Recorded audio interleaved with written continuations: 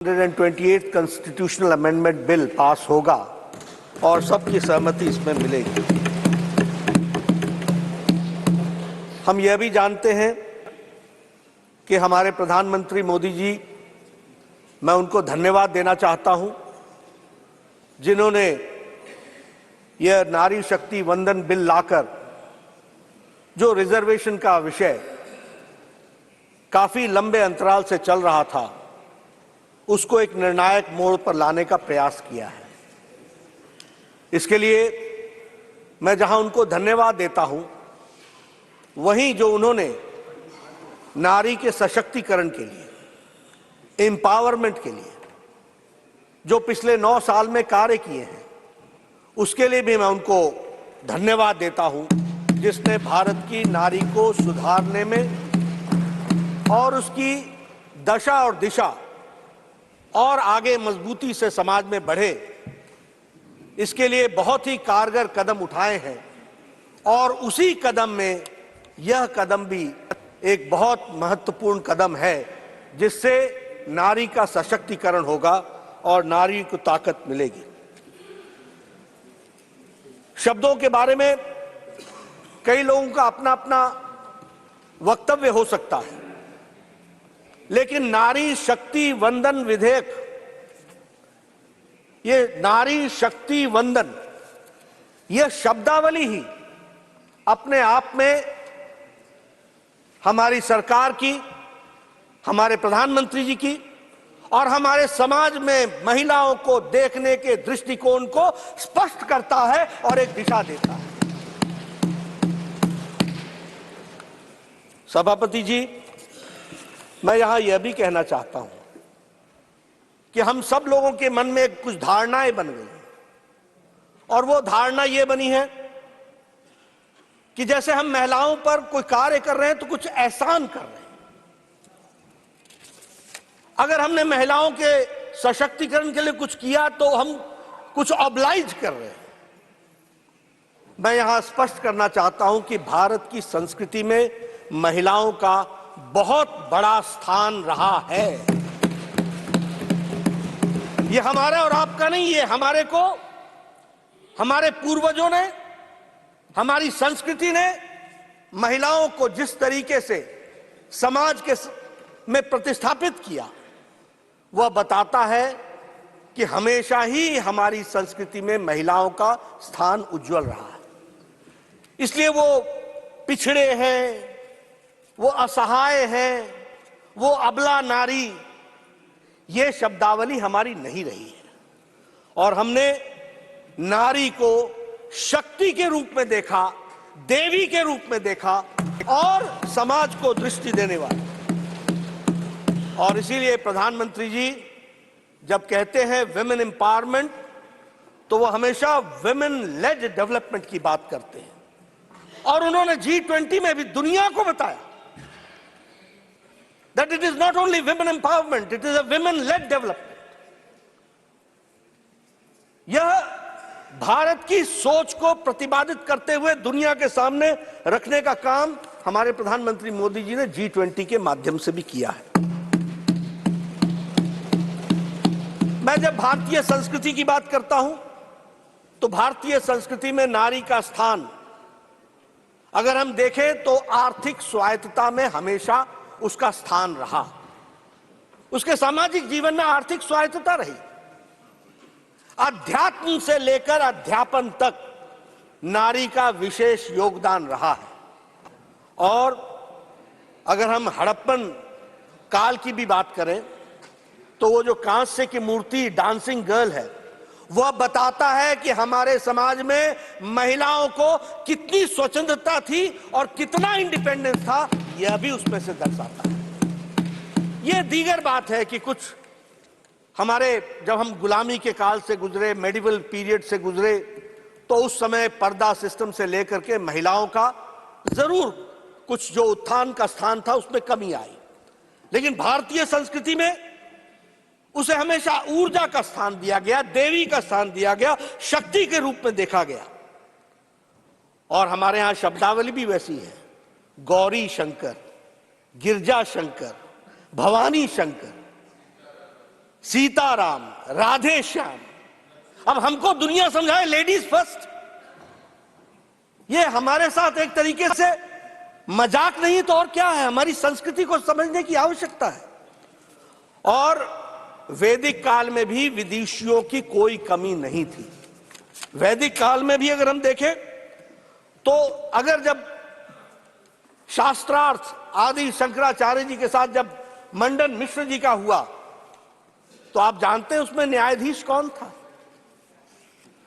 उसमें न्यायाधीश मंडन मिश्रा जी की पत्नी उभय भारती थी। यह भी हमको ध्यान में रखना चाहिए।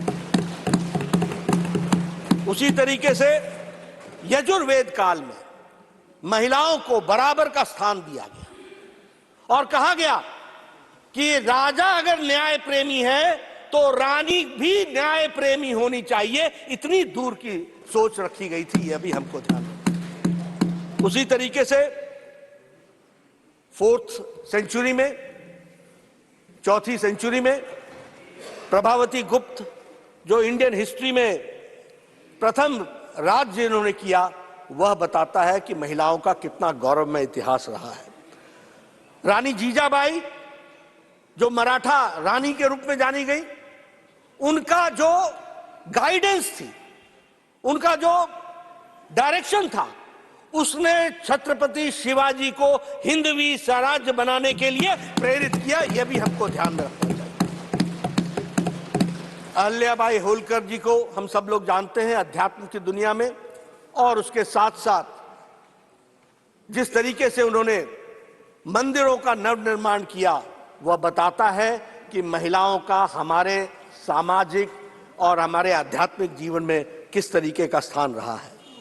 1857 का हमारी क्रांति, और उसमें भी रानी लक्ष्मीबाई को हम नहीं भूल सकते।